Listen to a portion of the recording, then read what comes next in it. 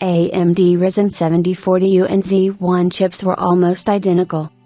AMD's Ryzen Z1 series chips, designed for gaming handheld devices like the Asus ROG Ally, and the Ryzen 7040U chips that the company announced for ultra-portables earlier this week, may turn out to be much more similar than many people think.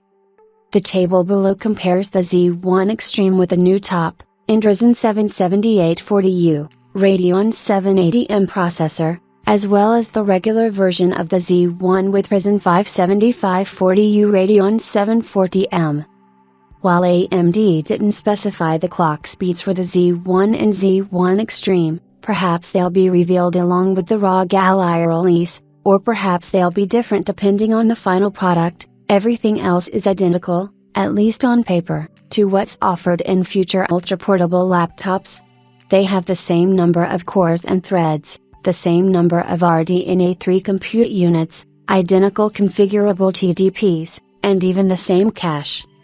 AMD was asked about the similarities, but was quick to say that it had done some additional work on the Z1 models, but did not discount the similarities between the two sets of chips.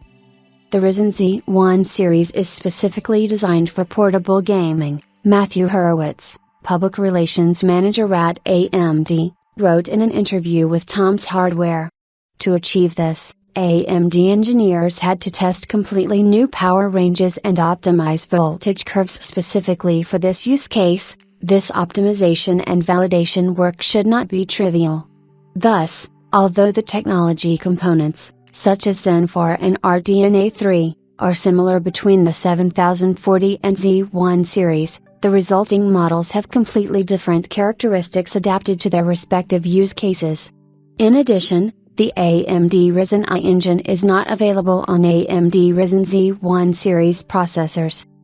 The company was also asked whether the XDNA engine was completely removed or disabled, and the company replied that it was disabled. This means that the chips are probably identical at the crystal level. In the end, there will only be one way to truly identify the differences: compare them when they fall into the hands of reviewers.